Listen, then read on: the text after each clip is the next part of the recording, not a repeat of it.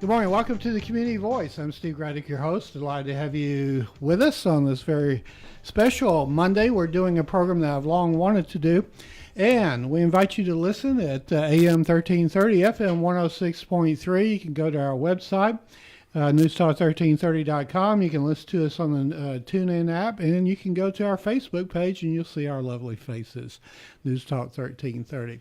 So we're honored to have in studio Tony Montcalm. Good morning, sir. Good morning.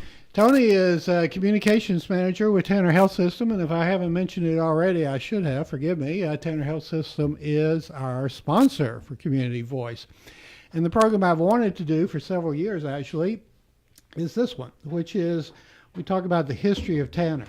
I think it's a remarkable history. I've been blessed to see a good portion of it, having been here for 31-34 years. And I've seen the growth, and I've seen the remarkable growth of this health system. And with that, good morning, Tony. Good morning. Let's start off at the beginning, if we may. And we want to talk about CM Tanner. We want to talk about the initial funding of the hospital, and we want to talk about when it was established. So let's go back to the very, very beginning. I think that year would be what? What year would that be? It depends how far back you want to go. If you want to talk back to the very beginning. Back to the very beginning. Well, if you want to go back far enough, okay. Technically, Carrollton's hospital almost was Adamson General Hospital. Really? Congressman Adamson, the namesake of the square, passed legislation in Congress that affected, I believe, in compensation or health benefits for railroad workers. And the doctors and some of the leaders in Carrollton wanted so desperately to get a hospital built in Carrollton that they actually launched a national effort among railroad workers to try to get them to donate so that they could build a namesake hospital in Carrollton in Congressman Adamson's backyard in honor of him. The effort ended up not coming to fruition, but that's as far back you can go to look for when Carrollton was trying to build a hospital.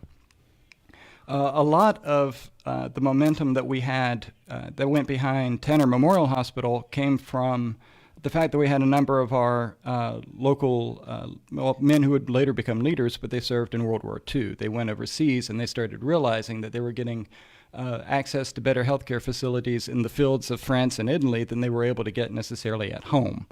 This was a time when most of your doctors were general practitioners. They were doing appendectomies on kitchen tables. They were doing amputations in the field. Every baby was being delivered at home, basically. So you didn't have the resources to take care of people the way that you were able to take care of them even in a war zone over in Europe.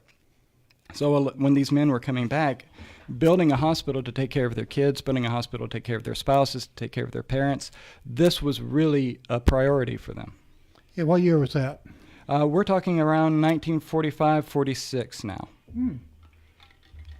Okay, so what was the first embryonic stage of Tanner then? When did it actually... Well, we know that we needed money to build a hospital. And finally, businessman C.M. Tanner, namesake of Tanner Grocery, came forward with a $75,000 donation. He said, I'll give us $75,000 in seed money. Now, at the time, we expected the hospital to cost $100,000. So right off the bat, he goes, I'll put forth three-fourths of the money to build the hospital if the community can come up with the remaining quarter. But now at that time, there was a clinic present at the site of the current Tanner in Carrollton. Well, the Carrollton Clinic was actually right over here on College Street. Really? And it was run by several local doctors, Dr. Reese, Dr. Fitz, Dr. Askew, and it was, for all intents and purposes, what constituted a hospital in Carrollton prior to the opening of Tanner Memorial. This was a place, it was an old house that they had converted into a clinic. I've read accounts from some of the doctors who talked about how the operating suite was on the second floor, and they would have to lift patients onto a gurney and carry the gurney up the stairs and around the corner into the operating room, and occasionally the lights would burn out during a procedure, and you're just making do. They delivered babies in the basement because it was closer to the furnace and it was warmer there. Wow. So when what accounts for warmer is proximity to the furnace. Yeah, but it counted enough toward a hospital that the state almost didn't license Carrollton to get another hospital because they said, well, you have this clinic, and this has enough beds to care for as many people as you have right now. So the leaders who started Tanner had to actually get the state to come out, and an inspector came and toured the clinic and said, this isn't a hospital. This is a fire trap for sick people. This isn't okay. And they went ahead and said, okay, you can shutter this and build new. So You said 6 people, so 6 beds? Sick people. Oh, sick people. Sick How people, many sorry. beds in the clinic? I'm not sure how many beds were in the clinic. I didn't think I'd find an answer or a question you couldn't answer because you're very knowledgeable about this. I try. I've read over it a lot, actually. So from there, we go to Dixie Street, the Right. current site. Why Dixie Street? It was proximity to town. The space was available. You look at it and you realize that, this is a space that is just right down the street from the county courthouse. It was central to Carroll County. And it was a an empty lot close to town that was available. So I think this is important because as we progress through this, we'll see the remarkable growth in the last several decades of Tanner, but from these humble beginnings to build a health system, I think it's remarkable. I don't want to lose sight of, you mentioned about giving birth to the babies next to the furnace, but what were the medical conditions in these very early facilities in terms of sterile conditions, instruments? What was the technology back then? Well, and that's one of the things that surprises people when we bring them through the hospital on tours and show them some of the equipment that people used when Tanner Memorial Hospital first opened, because it doesn't look all that different really than the technology that we have today. And by 1949, we had germ theory. Like we knew about, sanitary conditions and sterile processing and the need to keep instruments clean. And having a facility that could contain all of those instruments, where we could, provide a sanitary condition to care for people outside of the home, outside of the field, outside of wherever they were, was important. That was one of the reasons that people wanted to build a hospital in Carrollton. I don't know, I've never really thought about it. Well, what was the facility itself? Was there air conditioning? What were there hospital beds invented back then? What was the comfort level for the patient? Well, you probably would rather be at home if you could. Really? But that being said, they went through efforts to try to make the space as comfortable as possible. So, but bear in mind, the original 1949 hospital was raised in '85 because it wasn't going to be conducive for a modern healthcare facility at that point. They did what they could to ensure ventilation. They did what they could to, ensure that there was, what comfort you could have, windows that open, things like that, so that you could be comfortable during the summer, you could be comfortable during the winter. But when you start comparing it to what you think of as a, traditional medical facility now, it probably would have been pretty unrecognizable. And I think I hear that Howard Hughes invented the hospital bed, whether that's true or not. When did they come around? That I'm not sure of. Okay, because I know that's important. If you're not feeling good, be able to raise and lower and shift. Crank it up, crank it down. Before we go to our first break, and now we're going to jump more into CM Tanner family, Roy Richards Sr. But just one thing I didn't know until the very beginning of this program. Before we go to break, tell us a little something about the role of this show, Community Voice on WLBB, and how in the early days it played a role. So this was something that was fascinating when I started digging into the history of Tanner, was that to build the hospital, we needed money from everywhere and everyone. And there were efforts that were made by people like Mr. Roy Richards to go out everywhere in the community. And one of the things that he did with regularity was he came on WLBB and hosted an open phone afternoon live mic radio session so people could call and ask questions. Why do we need the hospital? What is it going to do? How is this going to be different? How do I contribute? And keep people up to speed on the progress of raising funds for the hospital and how people could contribute to the hospital. People could contribute money. People could contribute livestock, whatever they had, to go toward building the hospital. And so he made the point of going to this radio program. He went to black churches throughout the area and taught to them. Anywhere he could go and get an ear, he went. And this was one of the major forms of communication for the 1940s. So, wow. Not that it's any less so today, of course. Of course not. But we're just here. And we do have a phone. We still have a phone, 678-601-1330. If you'd like to call, 601 talk 8255 also.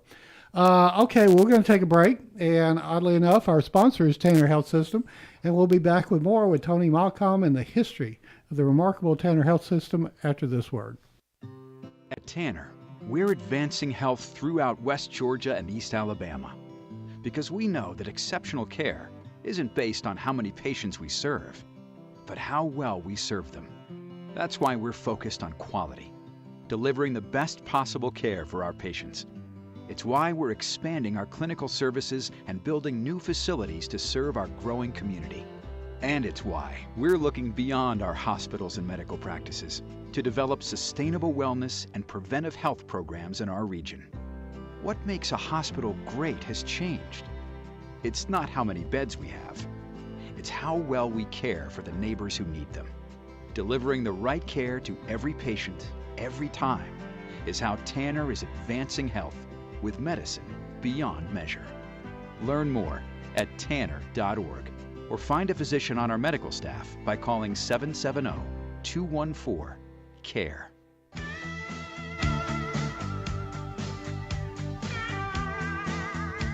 Okay, good. Good morning. Welcome back to the Community Voice. I'm Steve Gradick, your host. We've got a very special program today. We're talking with Tony Montcalm of the Communications Manager at Tanner Health System. And we're going back into the history of Tanner. And, having been here for 3 or 4 decades, to see the growth of Tanner has always been, to me, has been very moving, very impressive. We've kind of now gotten to the point of the late 40s, early 50s, and 2 names have already surfaced, and let's focus in on those just for a minute. Charles M. Tanner and Roy Richards Sr. Mm-hmm. Now, Tanner supposedly gave $75 towards the hospital's construction, but that was not enough, right? $75,000, yes. And we expected the hospital to cost about $100,000 to build. But with all of the soldiers coming back from World War II, with the GI Bill, the big boom in building and construction that was happening around the time, what we thought was going to cost about $100,000 is actually going to end up costing $325,000. The inflation was really, really remarkable, and the cost of construction supplies was really remarkable. So Mr. Tanner's $75,000 seed money was incredibly generous and would have gotten us a long way there. But it remained that the community still had to raise something like $125,000 on their own. And to qualify for Hill-Burton funds, they had to do it in about 6 months. So that for a rural community, an agrarian community like Carrollton, to come together and get $125,000 in pocket to build a hospital was really a remarkable drive. And then I guess the other portion of the balance was were federal tax dollars through the Hill-Burton Act? Correct. Okay. I think it's just a remarkable story. And what role did Roy Richards Sr. play in this? So Mr. Richards was already a man of renown by then. He was 14 years old when he started running a sawmill. Right. He came up with the idea of running an electrical line through Carroll County. He did it ahead of schedule and under budget. He was already known as a man that could get things done. Right. So when Mr. Tanner saw the need to build a hospital and understood that there was going to need to be a board behind it of local leaders to push these things through and make important decisions, he himself approached Mr. Richards at home and asked him if he would consider chairing that effort. And Mr. Richards mulled it over for a bit and called back upon Mr. Tanner and said, this is important enough of a thing for our community that I think I should be a part of it. So he stepped in as chairman of the what would started as a board of trustees. It would later become a city-county hospital authority to lead the effort to build the hospital and govern it. Who are some of those early physicians, and what were these physicians like? And I want to say that because I know as time goes on, we'll talk about the physicians of today. But mm-hmm. Who were some of the early physicians? So I've got a list of the original medical staff for the hospital, and it's a list of mostly medical doctors. Some were dentists, Dr. Reese, Dr. Roberts, Dr. Steve Worthy, Dr. Thomason, Dr. Thomas, Dr. Patrick, Dr. Bass, Dr. Barker, who actually was the first doctor to work in the hospital. He delivered a baby just a few days after the hospital's dedication. Dr. Reeve, Dr. Denny, Dr. Adderholt, Dr. Scales, Dr. Holtz, Dr. Brennan, Dr. Brock, and Dr. Kramer were the original medical staff for Tanner Memorial Hospital. So how were the patients charged? I assume this was, before insurance, and I mean, did they, we hear stories about paying in chickens and goats and stuff like that. Well, and that's one of the things that I always say was that these were doctors who were more inclined to be paid with Rhode Island Red than Blue Cross Blue Shield. These were doctors who, all of these had done house calls, right? These were doctors who were accustomed to delivering care in the community under any kind of circumstances. So, yes, it was common for them to be paid with rabbits and chickens and livestock or just whatever the family could provide, or let's make some payments. I'll make some installments. We'll settle this up when we can. Okay. We try to manage our time, and I think at this point we need to kind of shift over to the remarkable growth.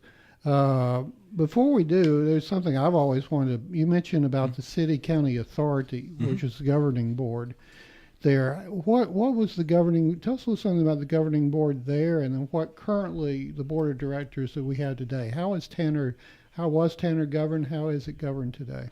Well, in the very early stages of the hospital, you had a board of trustees. And to qualify for Hill-Burton funds, they needed a governmental organization. So the Board of Trustees sort of transitioned to the City-County Hospital Authority, which was a governmental board. I believe, if I remember correctly, it was self-appointed. People could pick their successors and keep them on the board. And then by the mid-1980s, it became more common for hospitals to be governed by private boards, especially nonprofit hospitals. So by 1985, you saw the incorporation of Tanner Medical Center, Inc. And that board is the one that actually governs the hospitals and health clinics today. It's chaired by Mr. Daniel Jackson. We have our board of directors online. You're welcome to go look at it. In the Your website is tanner.org? Tanner.org. Click on the About Us, and you can see our full board of directors and senior team. But that gave an opportunity to ensure that the people who were serving on the board and governing the hospitals were exclusively focused on that. And if you recall, a few years ago, some of the controversy around the governing authority for Grady Memorial Hospital, with governmental appointees trying to argue to keep it in the government realm, and others trying to make it a more private organization. Once they were able to transition over to a nonprofit private board, they seem to be doing a lot better. So, when did it become Tanner Health System as opposed to Tanner Medical Center? It began as Tanner Memorial Hospital, right. And then with the blessing of the Tanner family, it became Tanner Medical Center in 85, I believe. Okay. And then by 99, 98, somewhere in there, it became Tanner Health System. Okay. And the first administrator? Yes, Mr. Jones. That was yes. Bill Warren? Bill Warren was one of the longest-serving administrators. Okay. But the first one was a guy named Jones. The first one was a gentleman named Beverly Jones. Jones. Yes. B.V. Jones. And he had actually broken his leg before the hospital opened. In the dedication pictures, he's rolling around in a wheelchair. He was in an automobile accident. Ah, okay. Well, I won't make fun of it since he was in an automobile accident. Okay. Well, let's take a break, and we'll come back, and we'll talk about the remarkable growth and other things as we explore the history of Tanner Health System. First, this word. At Tanner, we're advancing health throughout West Georgia and East Alabama because we know that exceptional care isn't based on how many patients we serve, but how well we serve them. That's why we're focused on quality, delivering the best possible care for our patients. It's why we're expanding our clinical services and building new facilities to serve our growing community. And it's why we're looking beyond our hospitals and medical practices to develop sustainable wellness and preventive health programs in our region. What makes a hospital great has changed. It's not how many beds we have. It's how well we care for the neighbors who need them. Delivering the right care to every patient, every time, is how Tanner is advancing health with medicine beyond measure. Learn more at tanner.org or find a physician on our medical staff by calling 770-214-CARE. Good morning. Welcome back to the Community Voice. I'm Steve Gradick, your host. We got, to me, a fascinating program with Tony Montcalm, the communications manager of, actually of our sponsor of this show, Tanner Health System. We're on Facebook Live. If you have any questions or comments, you can see us there. We were talking about the beginnings of the hospital. And also, this was in those early years, the late 40s, 50s, this was a fully integrated hospital, was it not? The original medical staff included Dr. Sam Thomas, who was a local African-American physician of some repute. He was very well regarded in the community. And from everything that we can tell from looking at the original rosters of medical staffs, medical associations throughout the area, it looks like Carroll County may have had the first integrated medical staff. Let's, because time constraints, let's jump into the remarkable growth of the last several decades. Why don't we start with Higgins General Hospital in Bremen? Sure. Tell us about how that came about. And I know there was, because I was there covering it for many, many, many years. There was some, if I might say, a little bit of controversy here and there and beyond with it. A lot of discussion, a lot of meetings, a lot of public hearings. What propelled Tanner in Carrollton to become a health system, if you will, and to reach out to Higgins and Villa Rica and Nowie Dowie and with these other clinics in Bowden, Buchanan, and Franklin? What was the vision? Well, Tanner has had a very specific and unique vision of community-based healthcare. And one of the things I'm charged with going once a month to our new hire orientation and talking to a room full of people about branding. What's our brand? And I always remind people that our brand is kindness, because our tradition is kindness. We were a hospital that was built by the community. People raised nickels, dimes, people gave us livestock because they wanted a hospital here. And for all of those years, Tanner has remained independent. Next year will be 70 years since the opening of Tanner Memorial Hospital. So with that, understand in the early days, we were caring for people who had contributed to opening the hospital in the first place. So you have an obligation. But even beyond that, you have an obligation because these are your neighbors. These are people who know you or know someone who knows you. It's a tight-knit community. These are your kids' baseball coaches. These are the people you go to church with. This lady knows your mom from the hairdresser. These are people who have a connection in this network. And ensuring that people have access to care close to home has been one of our real hallmarks. So that's why we were interested in making the relationship with Bremen. That's why we were interested in making the relationship with Villa Rica and Waddowie, to make sure that people have the access to care when they need it and that it's right there in their communities when they need it. Yeah, it's fascinating. And I want to talk about the physicians, but before we do that, one of the obviously driving forces behind that has been Lori Howard. Tell us about his role in this growth.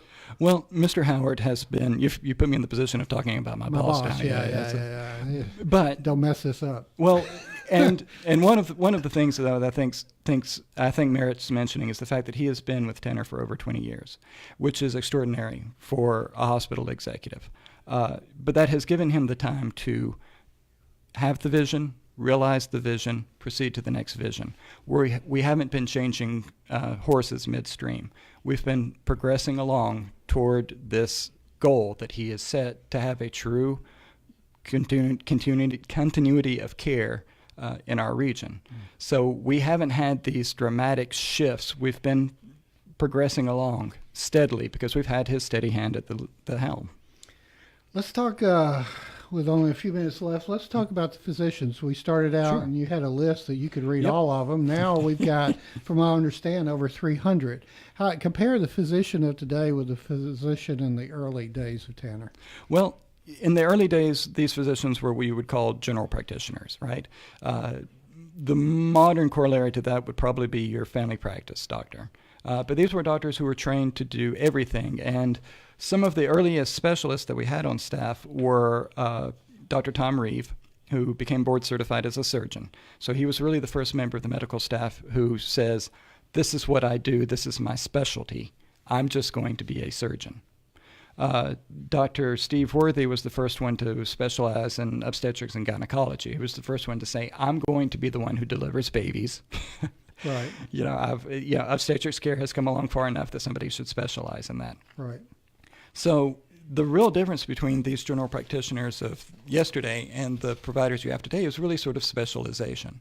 Right. You follow the track from this is a doctor who treats everything, including setting bones, to this is a doctor who is an orthopedic surgeon and he treats bones, to this is a doctor who is an orthopedic surgeon who treats bones specifically of the lower extremities. Right. Right. So, okay. But we have 300 now. we have 340. Are you and kidding? it comes up to almost Sheesh. 400 if you factor in advanced practice providers like physician assistants and nurse practitioners. That's nuts. It's incredible. Yeah. Wow. So why does the physician of today want to come live and work in the West Georgia, East Alabama area and be part of Tanner? That's one of our favorite sales pitches for the organization because it has been so effective. This is a good place to live. If you had asked me personally when I was, in college at Georgia State, if I would, spend my career in Carrollton, I would have, no. But I have, and I love it here. This has been such a great community. It's a great place to live. It's a great place to work. And it's a place that physicians find themselves being able to become part of the community. So they're able to come here. They're able to network. They're able to establish a practice. They have the support of their colleagues on the medical staff. They have plenty of access to leisure activities. We have an art scene. We have higher education opportunities. And it's a real draw. Plus, they have the support of a health system that's dedicated to making sure that they have the technology, the facilities, the resources they need to deliver the care that they want to deliver. It says here that this is a nonprofit 4-hospital health system serving a 9-county area of more than 300,000 people. 5 now. 5 hospital. Right. And comprises more than 300 physicians representing 34 specialties. Mm-hmm. So there's 2,600 employees. That's actually, we're at 3,500, I think. So you're like the second largest employer or the largest employer? We oscillate back and forth between Southwire and the county schools. Okay. And you've got the Tanner Medical Group, which is actually physician organization, right? Mm-hmm. There's 30 practices and 40 locations. Because we've got, we said at the beginning when we mentioned that we've got, besides the hospitals, we're also in Bowden, Buchanan, and Franklin, right? Mm-hmm. Bowden, Buchanan, Franklin. Tallapoosa. We're in Tallapoosa, Bremen and Carrollton, of course, Villa Rica, Union up in Paulding County. I didn't know that. Yep, we're near. Usually it's called Rose's Store, but the closest. Oh, one. I know it. Yeah. Everybody knows Rose's Store. Yeah. So we're throughout the area. We're from Woodland to Villa Rica, from Buchanan to Franklin. Well, that's a remarkable story, and it is impossible to really dig down deep into it in the short amount of time we have. But hopefully we can get you back one day, and we can I'd be glad to. Maybe focus in on a couple of these aspects. We didn't even mention the Cancer Center, Roy Richards Senior Cancer Center. We didn't even get to mention that, and that's a remarkable thing too. But we just like to thank you, and we are of course appreciative that Tanner Health System sponsorship of the program. And I'm glad to know that Roy Richards Senior was behind this microphone one day asking for money. That's right. That's right. Makes me feel good. So. All right. Well, again, thank you, everyone, for listening. Tony Montcalm has been our guest this morning. The show is on Facebook Live. If you'd like to go back and reference it, we'll have the podcast on our website and all kinds of other things that we'll do with this audio, and you'll probably hear them on the news tomorrow at some point. So, again, thank you, Tony. We salute you and your staff, and it's been a joy for us as a radio station group that's grown over the years also, not certainly anywhere near comparable, but still growth for great regions to live in, raise a family. And so with that said, we appreciate you listening. Go out and make it a great day. You're in tune to WLBB Carrollton.